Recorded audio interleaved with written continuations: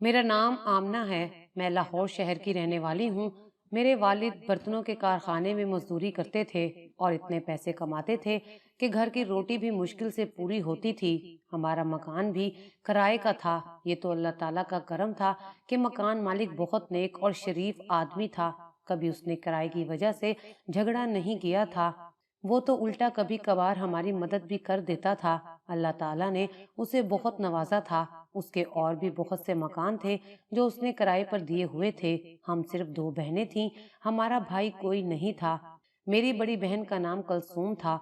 जब मैं 16 साल की हुई तो मैंने मैट्रिक पास किया था। उसके बाद से मैं घर में ही बैठी रहती। मेरी बहन कलसूम की शादी बहुत पहले हो चुकी थी। वो हमारे घर से आधे घंटे के फासले पर रहती थी। वो घर में अकेली होती थी। उसका मियाँ ऑयल फैक्ट्री में काम करता था। वो सुबह जाता और रात को घर आता था। मेरी बहन उसके साथ शादी बिल्कुल भी नहीं करना चाहती थी क्योंकि वो किसी को पसंद करती थी। लेकिन इससे पहले कि वो ये बात बताती, मेरे वालिदैन को किसी और से पता चल गया। तब अम्मी और अब्बू ने मिलकर बहन को बहुत मारा और उसके बाद अपनी मर्जी के आदमी के साथ उसकी शादी करवा दी। ये भी ना सोचा कि वो उसको पसंद करती भी है या नहीं। शादी वाले दिन मेरी बहन कलसूम खुदकुशी करने वाली थी। अचानक मैंने उसका हाथ रोक लिया और कहा कि खुदकुशी ना करो, ये हमारे मजहब में हराम है। बहन रोकर चुप हो गई और फिर मैंने ये बात अम्मी को भी बता दी कि कलसूम ने अपने पास जहर छुपाया हुआ है जो ये शादी की रात खाने वाली है। अम्मी ने फिर से उसको बुरा भला कहा और वो जहर भी उससे छीन लिया। मेरी बहन ऐसी हो गई थी कि जैसे उसकी जंग सारी दुनिया के साथ थी। अपने शोहर के सामने तो वो कुछ बोलती नहीं थी, उससे डरती बहुत थी। लेकिन हमारे साथ वो बात कर लिया करती थी, मगर अब हमेशा अजीब बातें करती रहती थी। वो जली कटी हुई बातें करती थी। मुझे तब बहुत खुशी होती थी जब मेरी अम्मा और अब्बा मुझे कहते थे कि तुम कुछ दिनों के लिए अपनी बहन के घर चली जाओ। मैं वैसे भी अपने घर के माहौल से बहुत तंग थी। हमारे घर में कुछ भी नहीं था। बहन के साथ मेरा टाइम बहुत अच्छा गुजर जाता। जब उसका पहला बच्चा हुआ तो उसके बच्चे को संभालने वाला कोई नहीं था, इसलिए मैं एक माँ के लिए उसके घर चली गई। मैं उसके बच्चे को संभाल लेती थी। मेरी बहन कलसूम की हालत बहुत ज्यादा बुरी थी। डॉक्टर ने कहा था कि ये बहुत कमजोर है। मेरी बहन अब बिला वजह बात बात पर जिद करने लगी थी। इस जिद में उसने 3 दिन तक खाना नहीं खाया था। जब उसे लगता था कि मैं भूख से मरने वाली हूँ तो फिर खाना खा लेती थी। और वो कुछ और भी अजीब हरकतें करती थी। वो अपने शोहर का खुद ही नुकसान करती थी और फिर कहती थी कि मैंने तो ये नहीं किया, और उसके लिए वो कसम भी उठा लेती थी। उसे किसी बात का भी डर नहीं था। वो कहती थी कि जो मेरे साथ होना था वो तो हो चुका है, अब मुझे किसी भी बात का डर नहीं है। जिस आदमी को मैं खोने से डरती थी वो मुझसे छीन लिया गया है, और वो था जिससे मैं मोहब्बत करती थी। वो तो मेरे माँ बाप को भी यही कहती थी कि अब आप छोटी की भी शादी कर दें, इसको क्यों बिठाया हुआ है। मुझे तो 17 साल की उम्र में ही कुर्बान कर दिया था, इसको क्यों 18 साल तक बिठाकर बैठे हैं। तब वो कहते थे कि कोई अच्छा रिश्ता नहीं मिल रहा, जैसे ही कोई अच्छा रिश्ता मिला आमना की भी शादी कर देंगे। मैंने कहा, आपी, आप मेरी शादी के पीछे क्यों पड़ गई हैं? मैंने आपकी हालत देखी है, मैंने शादी नहीं करनी है। तब कलसूम आपी मुझे कहती कि तुम भी तो फंसो, मैं भी उनकी बेटी थी, तुम भी उनकी बेटी हो। क्या मुझे उन्होंने कचरे से उठाया था जो इतनी जल्दी और बिना छानबीन के मेरी शादी कर दी, और तुम्हारी बारी पर वो अच्छे रिश्ते की तलाश में है। मेरी बहन किसी का बुरा नहीं सोचती थी, लेकिन उसकी जुबान बहुत तल्ख हो गई थी। अम्मी कहती थी कि उसकी जुबान के आगे कोई खंदक ही नहीं है, ये तो जब भी बोलती है मुंह फाड़ कर ही बोलती है। जब उसका पहला बच्चा हुआ तो मैं वहीं पर थी। उसके बाद कलसूम आपी का दूसरा बच्चा पैदा होने वाला था, जबकि उसका पहला बेटा सिर्फ 10 माह का था।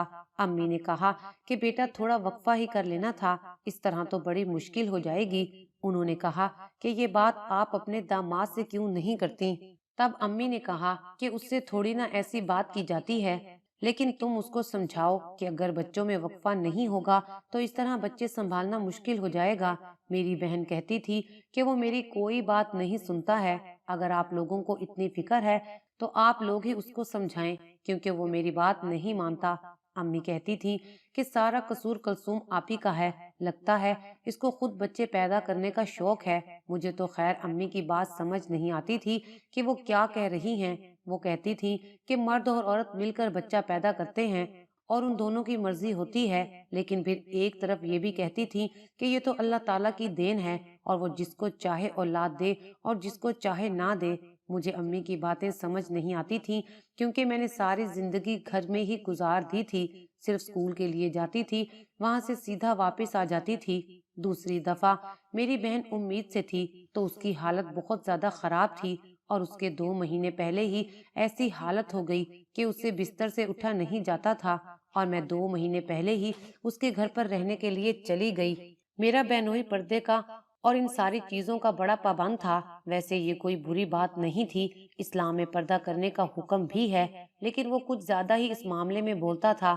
جب اس نے گھر پر آنا ہوتا تھا تو امی بھی سر پر دوپٹہ کر لیتی تھیں، جبکہ آگے پیچھے امی کا دوپٹہ کہاں ہے اس بات کا امی کو پتہ ہی نہیں ہوتا تھا۔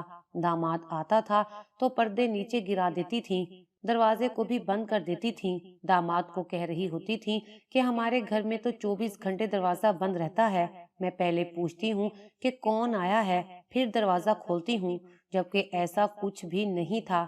ہمارے گھر میں جو بھی چاہے منہ اٹھا کر آ جاتا تھا، بلکہ میری امی تو ایک ایسی عورت کے ساتھ بھی دوستی رکھتی تھی جس کو پورا محلہ اچھا نہیں سمجھتا تھا، پھر بھی اس کے ساتھ امی نے دوستی لگا رکھی تھی۔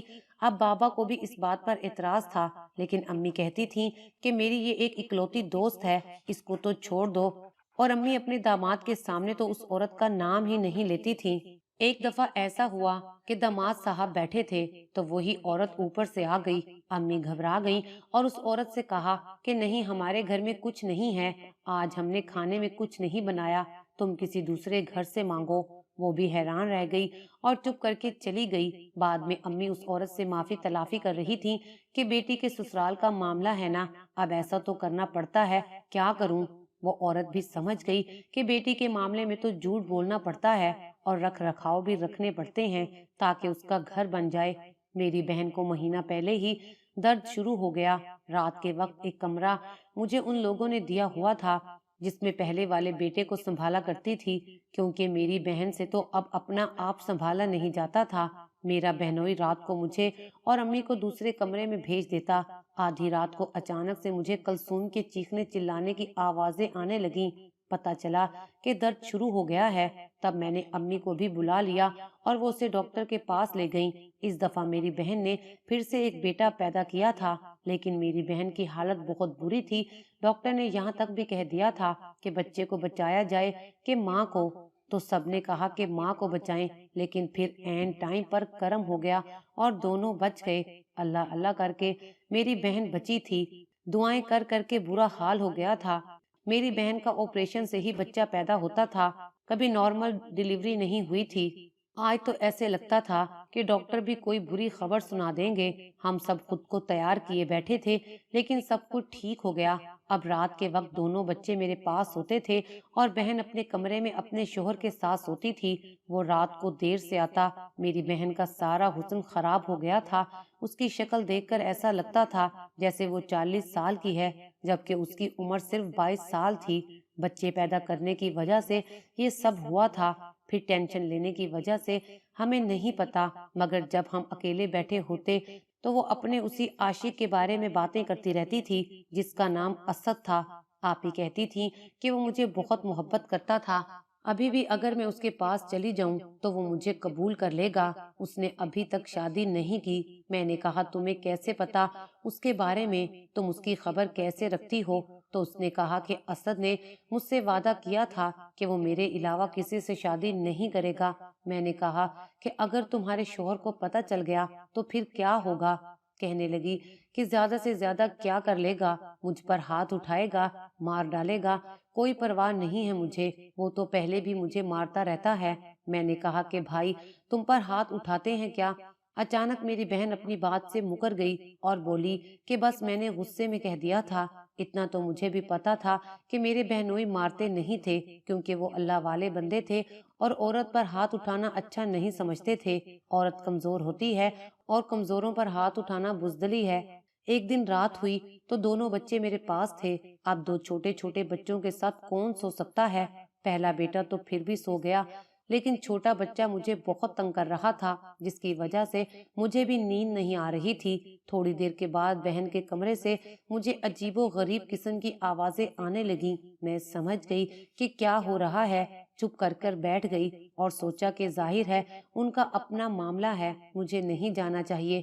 لیکن تھوڑی دیر کے بعد میری بہن چیخنے لگی، وہ اپنے شوہر سے معافیا مانگ رہی تھی۔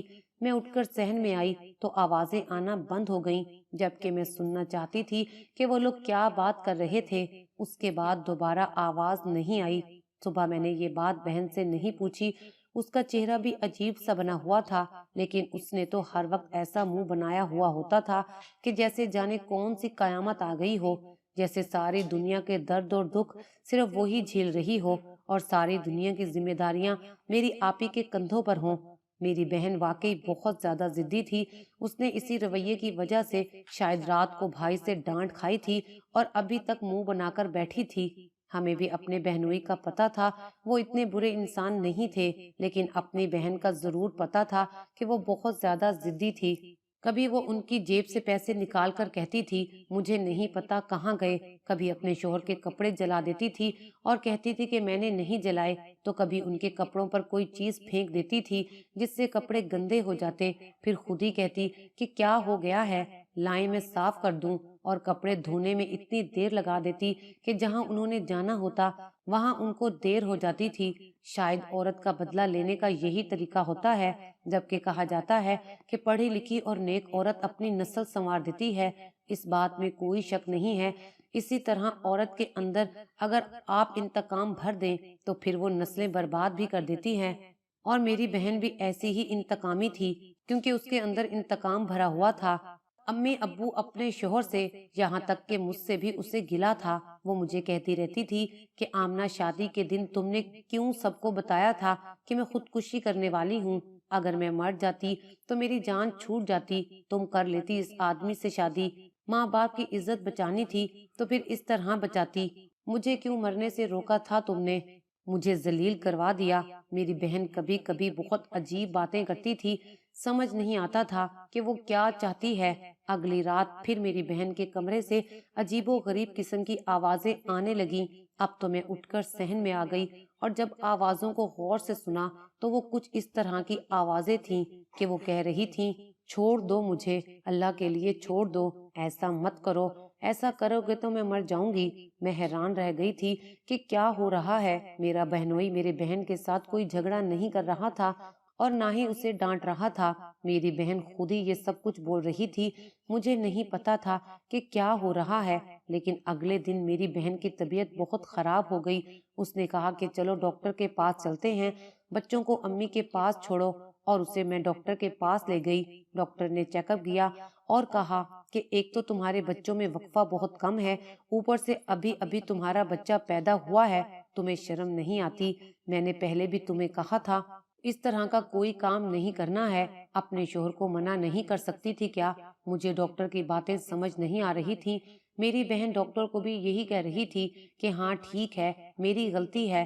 ڈاکٹر نے پھر اسے نہ جانے کیا کہا، لیکن جب میں وہاں پر نہیں تھی تو ان کے پیچھے بہت سی باتیں ہوئیں، کیونکہ میں نیچے دوائی لینے گئی تھی۔ اس کے بعد میری بہن سے میں نے پوچھا کہ ڈاکٹر نے کیا کہا ہے، لیکن اس نے مجھے بتایا نہیں۔ میری بہن کا پہلا بیٹا سال کا تھا اور چھوٹا بیٹا 3 مہینے کا تھا، اور پھر اچانک میری بہن نے یہ خبر سنا دی کہ وہ پھر سے امید سے ہے۔ اس دفعہ تو ہم سب نے اپنا سر پکڑ لیا۔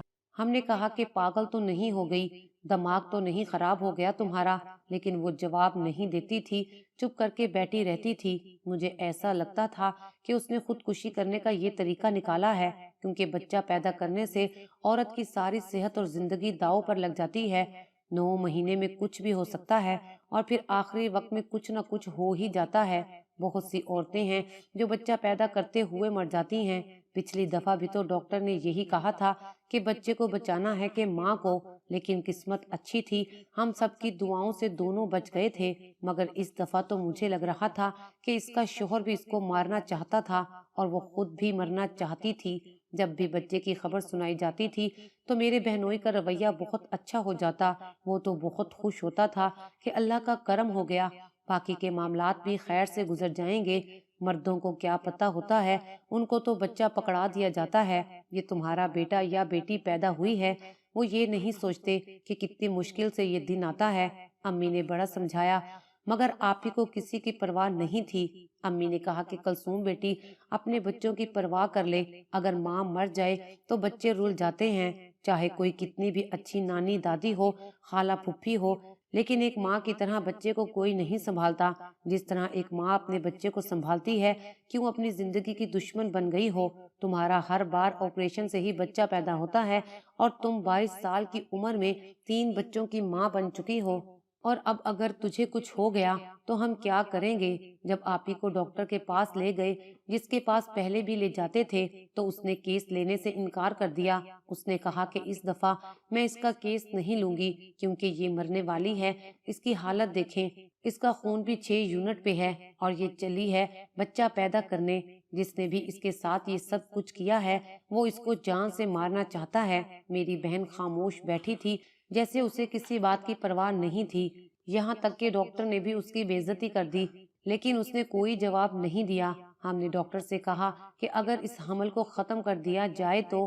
ڈاکٹر نے کہا اس کے لیے بھی بہت دیر ہو گئی ہے، اس طرح تو یہ پکا مر جائے گی۔ ڈاکٹر نے کیس نہیں لیا، لیکن اس نے کہا کہ اب جو ہونا تھا وہ ہو گیا، آپ لوگ دعا کریں اس کی زندگی کے لیے، اس کی زندگی بچ جائے، ورنہ تو پھر اس کو کوئی بھی نہیں بچا سکتا، اسے کسی اور ڈاکٹر کے پاس لے جائیں۔ اس ڈاکٹر نے کہا کہ مجھے اپنا ریکارڈ خراب نہیں کرنا، اگر میرے ہاتھوں اس کی جان نکل گئی تو میرے لیے مشکل بن جائے گی، کیونکہ مجھے اپنا کیریئر شروع کیے ہوئے کم عرصہ ہوا ہے۔ میں ایسا کوئی بھی کیس نہیں لینا چاہتی جس میں مریض خود اپنی زندگی کا دشمن بنا پھرتا ہے۔ ڈاکٹر کی بات بالکل ٹھیک تھی، مرتے تو سب اپنے ٹائم پر ہی ہیں، جس کا ٹائم پورا ہو جاتا ہے وہی مرتا ہے، لیکن ڈاکٹر کے اوپر یہ دھبا لگ جاتا ہے کہ اس کے ہاتھوں میں اتنی عورتیں مری ہیں، پھر اس کے بعد اس کے مریض کم ہونا شروع ہو جاتے ہیں۔ اس لیے ہم کسی اور ڈاکٹر کے پاس چلے گئے اور اس کو یہ نہیں بتایا کہ اس سے پہلے بھی 2 بچے ہیں، تب جا کے اس نے اس کیس کو لے لیا، لیکن اس کا کہنا تھا کہ ماں کی حالت بہت بری ہے۔ روز رات کو میری بہن کے کمرے سے عجیب و غریب قسم کی آوازیں آتی تھیں۔ میری بہن اپنے شوہر سے معافی مانگتی تھی، مجھے لگتا تھا کہ جو کچھ بھی ہو رہا ہے اس کا تعلق اسی سب سے ہے اور مجھے اپنی بہن کو بچانا چاہیے۔ جیسے میں نے پہلے بتایا تھا، مجھے یہ بات سب کو بتا دینی چاہیے تھی، لیکن اگر ایسے میں یہ بات بتاتی تو کوئی یقین نہیں کرتا۔ اس وقت میرے پاس کوئی ثبوت نہیں تھا، کیونکہ یا تو میری بہن اپنے ساتھ کچھ غلط کر رہی تھی اور یا پھر اس کے ساتھ کچھ غلط ہو رہا تھا، کیونکہ اس کی جان پر بن گئی تھی، اور اصلیت جاننے کے لیے مجھے کسی طرح ان کے کمرے میں جھانک کر دیکھنا تھا کہ رات کو کیا ہوتا ہے، اور ثبوت کے لیے میں ان کی آوازیں ریکارڈ کر لیتی، اور آواز کو ریکارڈ کرنا میرے لیے مشکل نہیں تھا، لیکن خالی آوازوں کے ثبوت سے کام نہیں ہونے والا تھا۔ رات کو جب وہ میری بہن کو مار رہا تھا یا جو بھی کر رہا تھا، میں نے ریکارڈنگ کر لی، آواز تو میرے پاس ریکارڈ ہو گئی تھی، اور اب دوسرا کام تھا کمرے کے اندر جھانکنا، اور میں نے ان کے کمرے کی کھڑکی پہلے ہی کھول دی تھی۔ کھڑکی صرف اندر سے ہی کھولی جا سکتی تھی، اور صفائی کرنے کے بہانے سے میں نے کھڑکی کو کھول دیا تھا۔ اب میں باہر سے اسے پکڑ کے آرام سے کھول سکتی تھی، اور جس سے آواز بھی نہ آتی۔ بچے بھی دونوں سو رہے تھے، لیکن مجھے بہت زیادہ ڈر لگ رہا تھا، اور پھر جب میں نے اندر جھانک کر دیکھا تو میرے پیروں تلے سے زمین نکل گئی۔ میری اتنی بہادر بہن جو سارے زمانے کے خلاف کھڑی تھی اور کسی سے ڈرتی نہ تھی، اس شخص سے کیوں ڈرتی تھی؟ آج مجھے سمجھ آ گیا تھا کہ وہ انسان نہیں جانور تھا، وہ تو میری بہن پر بہت بڑا ظلم کر رہا تھا۔ مجھے اتنا برا محسوس ہوا کہ میں وہیں پر بے ہوش ہو گئی۔ صبح آنکھ کھلی تو امی ابو سب موجود تھے۔ ویڈیو بھی میں نے تھوڑی سی بنا لی تھی، لیکن ویڈیو کسی کو دکھانے کے قابل نہیں تھی۔ امی کو یہ ویڈیو دکھائی تو وہ بھی حیران رہ گئیں اور بہن پر غصہ ہونے لگیں کہ اس نے پہلے بتایا کیوں نہیں، اور اس کا شوہر جو مولوی بنا پھرتا ہے یہ تو مسلمان کہلانے کے بھی قابل نہیں ہے۔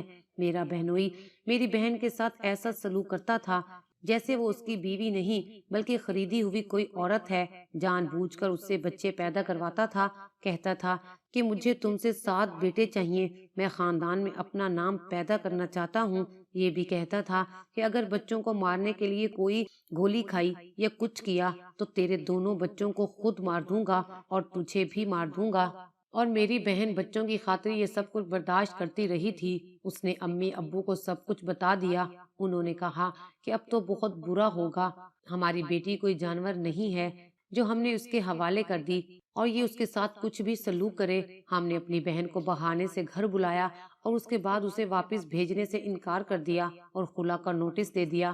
میری بہن نے جا کر عدالت میں کہہ دیا کہ میں نے اس بندے کے ساتھ رہنا ہی نہیں ہے، اب تو کوئی کچھ بھی نہیں کر سکتا تھا۔ عدالت کا فیصلہ میری بہن کے حق میں ہو گیا تھا۔ میرا بہنوئی غصے میں پاگل ہو رہا تھا، تبھی اس نے توہین عدالت کر دی اور جج صاحب نے اسے اسی وقت 3 سال کی سزا سنا دی۔ جب میری بہن کا تیسری دفعہ آپریشن ہوا تو اس کی جان تو بچ گئی، لیکن ڈاکٹر اس کے بیٹے کو نہیں بچا سکے تھے۔ وہ وقت ہمارے لیے بہت مشکل تھا۔ اسی طرح روتے دھوتے ہمارے 2 سال گزر گئے۔ ہم لوگوں نے وہ محلہ بھی چھوڑ دیا تھا۔ ہم نہیں چاہتے تھے کوئی بدمزگی ہو۔ ایک دن وہی لڑکا ہمارے گھر رشتہ مانگنے آیا جس کے ساتھ میری بہن شادی کرنا چاہتی تھی اور گھر والوں نے انکار کر دیا تھا، لیکن آج اس کا ہمارے گھر میں میری بہن کا رشتہ مانگنا ایسے ہی تھا جیسے وہ ہماری بہت بڑی مشکل حل کرنے آیا ہو، کیونکہ 22 سال کی عمر میں ہی میری بہن گھر واپس آ گئی تھی۔ امی ابو نے فوراً ہاں کر دی اور ان دونوں کا نکاح کروا دیا۔ اس نے کہا کہ میں بچے بھی رکھوں گا اور آپ کی بیٹی کا خیال بھی رکھوں گا۔ ایسی ہوتی ہے محبت۔